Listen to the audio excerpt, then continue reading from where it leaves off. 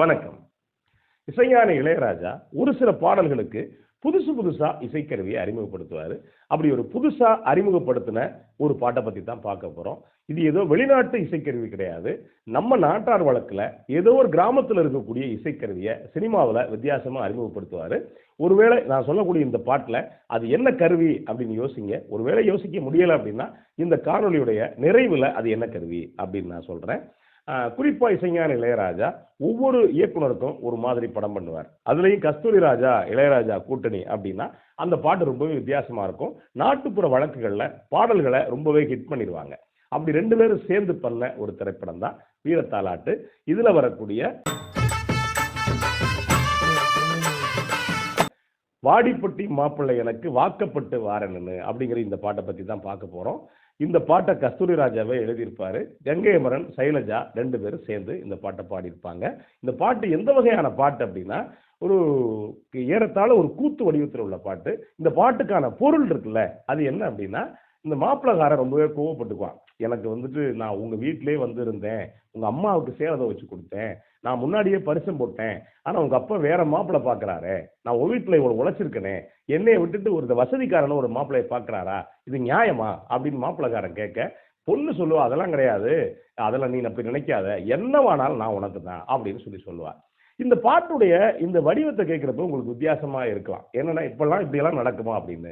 இந்த மாதிரி 90களுக்கு முன்னாடி நடந்தது. என்ன இதை எப்படி புரிஞ்சுக்கலாம் அப்படின்னா காலங்காலமா கிராமத்து வழக்குகள்ல பெண்கள் மக்கள் தொகையில அதிகமா இருந்தாங்கன்னு வச்சுக்கோங்களேன், அதுக்கு ஒண்ணு நடக்கும். அப்ப என்ன நடக்கும் அப்படின்னா ஒரு ஆம்பளை 2-3 பொண்ணை கட்டிக்குவான். ஒருவேளை ஆண்கள் மக்கள் தொகையில அதிகம்னு வச்சுக்கோங்களேன், அப்ப என்ன நடக்கும் அப்படின்னா பொண்ணை எடுக்கிறதுக்கு போட்டா போட்டி வரும். அப்ப என்ன செய்வான் ஆம்பளை, பெண் வீட்டுல ஒரு முடிவு பண்ணுவாங்க, இவன் நம்ம பிள்ளைய கட்டிக்கிற தகுதியானவனா அப்படின்னு. அப்ப என்ன பண்ணுவான், அந்த வீட்டிலே உட்கார்ந்து வேலை பார்த்து நான் நியாயமானவன் தான், நான் திறமையானவன் தான் நிரூபிச்சு அந்த வீட்டுல பொண்ணை எடுத்துக்குவான். அப்படி ஒரு வடிவம் இருந்தது. ஒருவேளை இது உங்களுக்கு புரியணும் அப்படின்னா இப்ப நம்ம கடவுள்லயே பட்டவன் சாமி இருக்கு இல்லையா, அது முத்துப்பட்டன்னு பேரு. அவர் என்ன பண்ணிருப்பார் அப்படின்னா ஏற்கனவே 2 பொண்ணு அக்கா தங்கச்சி பொம்மக்கா திம்மக்கா 2 பேரையும் திருமணம் பண்ணிக்கிறதுக்காக அந்த வீட்டிலேயே போய் இருந்து மாடு மேய்ச்சு அவருடைய மாமனாருக்கு, அதாவது இந்த திம்மக்கா பொம்மக்காவுடைய அப்பாவுக்கு மாட்டுத்தோல்ல களவு கரெக்டா செஞ்சு ஒரு செருப்பு தச்சு கொடுப்பாரு. இதை பார்த்துட்டு நீ தான் எனக்கு ஏத்த மாப்பிள்ளைன்னா ஒரு பொண்ணை கல்யாணம் பண்ணி கொடுப்பாரு.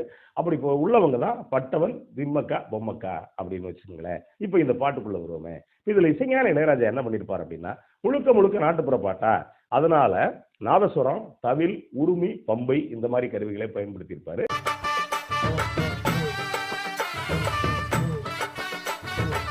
அதுலயும் இந்த பாட்டை எழுதின கஸ்தூரி ராஜாவும் தேனி பக்கத்துக்காரரு, இசைஞானி இளையராஜாவும் தேனி பக்கத்துக்காரரு, அதே மாதிரி கங்கை அமரன் தேனி பக்கத்துக்காரரு. கேட்கவே வேண்டியது இல்லை. வரிகளை எப்படி போட்டிருப்பாருன்னா ஏறத்தாழ தேனி பகுதியில் உச்சரிக்கிற மாதிரி தான் போட்டிருப்பாரு. வாடிப்பட்டி மாப்பிள்ளை எனக்கு வாக்கப்பட்டு வாரமுண்டு, உன்னை வாக்கு சொல்லி போனவளே நாகரத்தினமே அப்படி போட்டிருப்பாரு. வாரம் ஒண்ணு கிடையாது, வாரம் உண்டு அப்படின்னு இருப்பாரு. இப்ப ஆழமாத்த பாக்குறிய நாகரத்தினமே, எங்கப்பா வேற மாப்பிள்ள பாக்குறாண்டி நாகரத்தினமே அப்படின்னு இது ஆண் சொல்லக்கூடிய வரி. வாடிப்பட்டி மாப்பிள்ளை எனக்கு வாக்கப்பட்டு வாரமுண்டு, வாக்கு சொல்லி போனவளே நாகரத்தினமே. அதுக்கு அடுத்து பெண் சொல்லுவா, கூடலூர் கோணக்கண்ணே கூட நகதாரம்னு குழப்பி போட்டாங்க அப்ப மனச ஆசராசாவே அப்படின்பா.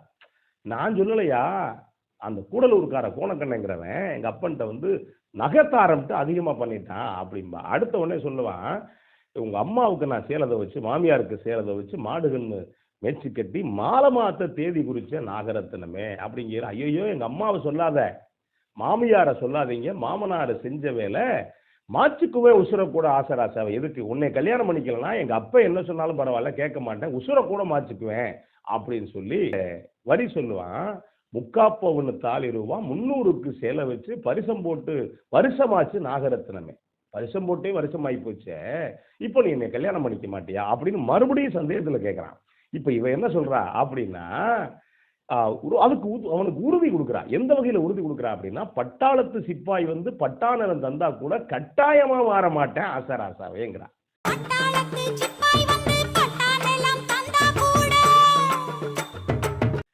இதுல இன்னொன்னு நம்ம புரிஞ்சுக்க வேண்டியிருக்கு. என்ன அப்படின்னா அந்த 90களுக்கு முன்னாடி பட்டாளத்துக்காரர் அப்படின்னா மரியாதை அதிகம். அப்படி உள்ள ஒருத்தர் வந்தா கூட நான் மாற மாட்டேன், நீ அப்படி என்ன நினைக்காத அப்படின்னு சொல்லி இந்த பாட்டு முடியும்.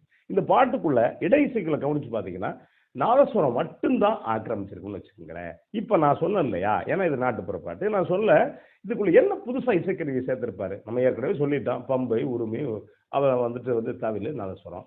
என்ன சேர்த்திருப்பாரு அப்படின்னா, உருமியில வித்தியாசமான ஒரு உருமியை சேர்த்திருப்பாரு. அது எந்த வகை உருமி அப்படின்னா, நீங்க மதுரை உருமி பார்த்தீங்கன்னா நேரம் நல்லா ஸ்ட்ராங்கா இருக்கும். அதே நேரத்துல இந்த பாட்டுல அவர் சேர்த்திருக்கிறது தேனி பகுதியில் வாசிக்கக்கூடிய உரிமை. இந்த உரிமைக்கு என்ன ஸ்பெஷல் அப்படின்னா, மென்மையா அதே நேரத்தில் அந்த உரிமைக்கான தன்மை மாறாம இருக்கும். இதை எந்த இடத்துல நீங்க புரிஞ்சுக்கலாம் அப்படின்னா, இப்ப ஆண் பெண் 2 பேரும் பாடுறதுக்கு நடுவுல ஒரு சின்ன பிட் வரும். அந்த பிட்டுக்குள்ள கவனிச்சு பார்த்தீங்கன்னா அந்த உரிமை அவ்வளவு அழகா போகும். நீங்க இப்ப இந்த பாட்டை கேட்டு பாருங்க, அவர் மற்ற பாடல்களுக்கு பயன்படுத்தின உரிமைக்கும் இந்த உரிமைக்கும் நிறைய வித்தியாசமா இருக்கும். அந்த வகையில தேனி பகுதியில் இருக்கக்கூடிய பாரம்பரியமான உரிமையை இந்த பாட்டுக்குள்ள சேர்த்திருப்பாரு. நன்றி, வணக்கம்.